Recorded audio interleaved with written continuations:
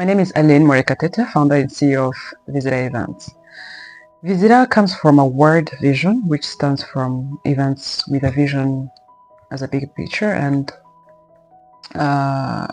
us handling it backwards. So it's an event management company that really looks at the core concept of events to make sure that they come to life. So how it all started, it's a bit of a whole story that I will talk about, but I will just try to really tackle the most important parts, which starts not so way before, but I always knew that I wanted to do business. Don't ask me how or what triggered it, but I always knew that events were not events per se, business-wise. I was because I would be up to creating ideas. I would be up to, putting things together. And I remember before, even in my family, like I would, try to have the remainings of a ceiling, put them into a frame, create cute little gifts, and make sure that the other person is really happy. I would be very happy to see people, their eyes light up just naturally. Later on, this is now how it became more of something that would trigger me. What can I be doing? What can I be solving? I was really busy with doing something right and left. So, but also people would come to me and say, Aline, I think you're good to this. I think you can do this.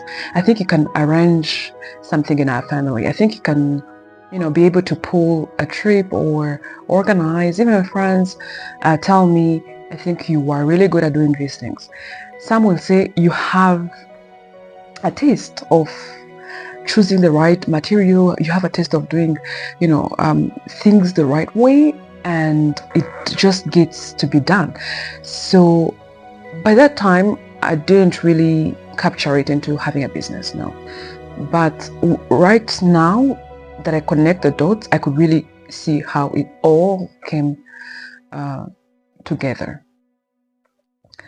So when I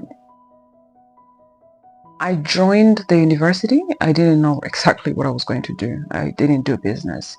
I followed the trend. I did I did arts in tourism and travel management from the University of Nairobi in collaboration with Utalii. Those people around, those people in the university really made it clear to me how the hospitality industry is really something that it's so exciting, I would say, because I remember even my mentor or my supervisor when I was doing the thesis was like, what do you want to do? Don't focus on Kenya, focus on Rwanda. What do you want to do? What do you want to change in your country? So but back then, I think that's when MICE industry, which is meetings, incentives, conferences, and exhibition, had started to rise up. So he said, okay, go find the gaps. Can you be able to research on the gaps that are there in your market, specifically to Rwanda, and write about that? That's where I think everything started to unlock for me. I joined a very nice company, Pollman's in Nairobi. It taught me how professionalism, to like what you're doing, really much credits to those people, and also of course my teachers and all those people that helped me understand exactly how or put out what was in me. I know this is not a shout out or credits moment, but I also want to really thank my mother, because she believed in me before I was doing agriculture. I had gone to agriculture. This is a trend in Rwanda. People who finish their school, secondary, so they have to choose now the faculty they're going to follow in the university. So people either go for biomedical engineering, or they go for agriculture or medicine. Of course, I didn't have, much choice. What job will I get easily? It's not asked, what do you feel like doing? And I think this should change when raising your children. Ask, what do you want to do? don't focus on if they're going to get the job right away in the country or not, because you never know. They might be liking to draw, they might be liking fashion, they might be liking to play football. You never know where a talent from someone is going to get them from, because at that point, telling an elder parent to go study travel, ban you from the family, say you cannot do this. So I really thank her for believing in me, encouraging me, and telling me, you know what, you can do this. You can do this. Go and shine. She supported me with her all means, and I kind of feel like all this really I owe them to her. Moving to the part where now it started to be a career, passion, I moved from the college, not college. I moved from the university straight to work. I didn't have that time of, chômage. That's what we call in French. So I really had the opportunity and so much luck, I would say, to really be introduced to my former employer to work in events management, in an event management company. So ever since, I kind of felt like I was in the right area, I was in the right job to really apply what I have studied, what I have researched on into the company. I started off as a destination management officer, which is basically overseeing ground logistics, making sure that the guest flights are booked, they are they reached on ground safely, and that transport is arranged, accommodation. So basically it's the ground logistics of a destination can offer to the delegates. So delegates are people who are attending events.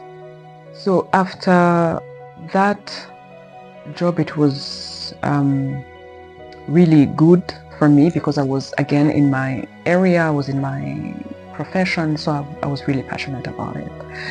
So after a certain period, I was now introduced to a cohort that was organized by the Mastercard Foundation in collaboration, I think, with ESP partners, who mentored young women that have business ideas. I think it was around COVID, because I started work in 2019 and COVID came to 2020. So that's when we, everyone was trying to make use of their time. So I registered to the cohort and I really started a journey that impacted my life in ways that I can't really put to paper.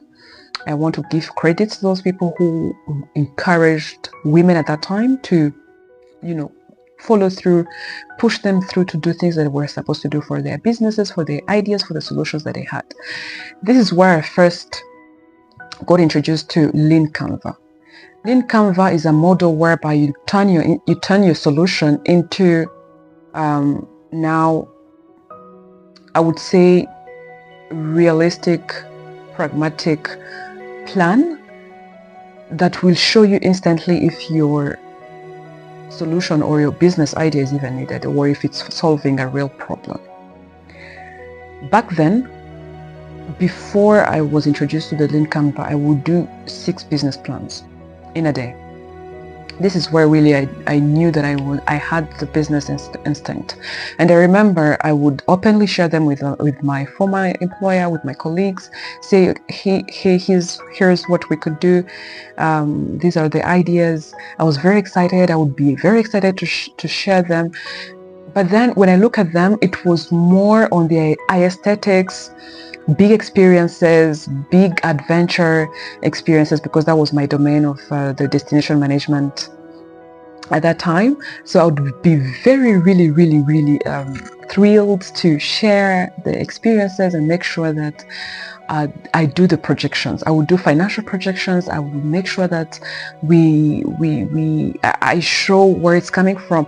But when I look at those projects now, it's more on the dream side of doing cool things and cool aesthetics and beautiful ideas. It wasn't solution based. So when I got introduced to this cohort, it's basically you have an idea and you have to go through the phases. It will show you what's your unique advantage, who is it serving, who is your market, how do you research your market, how do you know about the gap, how do you address the gap, why are we even choosing to believe in these solutions, who is it going to be impacted, and what are the projections financially and scalability. So that would show you the right direction, start to eliminate the ideas that really don't serve a purpose or serve a real transformation in this world, and put now the real incubate to make sure that these people now are on the right path of solving real problems. After that, I remember that's when I was pushed for the first time to register my business in RDB. At that time, I was just busy having ideas, but I wasn't introduced, or I didn't even know how to go to these big institutions to get registrations. So I remember they took us through the process from A to Z until it got registered. And now, following the whole sessions, introduced to mentors. I remember the mentors that we got, really, who would challenge you, show you the way of thinking around business plans and all that. So it was really quite an interesting journey that I cherish a lot, because I think that was the foundation. Unfortunately, I didn't manage to go through or to be selected. I think my project was on number 12, and they were selecting only 3. Mainly not because the idea was not really good, but I think the phase was supposed to go through a prototype phase. They would give us grant, also little amount of money to just test if this is going to be scalable within the funds that they're going to give. So my project was about VR glamping, and you understand, construction tools. It was not feasible within the means that were available. So on the prototyping phase, that's when I got eliminated. But I think even then, what they pushed me to do is to discover what I could do with the little that I had. I remember me taking my car and drove to Musanze. I got introduced to an elder who had a very big land. The land was doing nothing, so I saw an opportunity. I approached him, and I think this is where I applied my negotiation skills for the first time. I introduced myself. You can imagine a young woman coming from nowhere and just selling you her dream. I told him about the project, how I'm on this cohort. I'm trying to see if the project is feasible. So I told him, I presented him the whole project, the plan, the projections, the scalability of it, and told him if the business is going to be successful, we can partner and scale it together. Because now we'll have grants, I will have support from him, and basically, really, if you could see it on the paper, it was really promising, and he accepted. That was insane. He accepted, and he said, really, I want to support you. I can see the passion that you have in your face. So I want to really take this forward. You can use the property. Imagine I had to dig some holes on his property with nothing. Like, I had no money. I had no investment. So he just offered the land for free.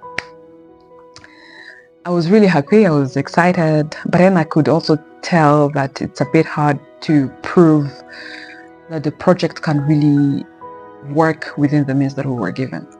But I pushed through. I managed to put 1 unit, but the technical part of it, which is the VR, could not be implemented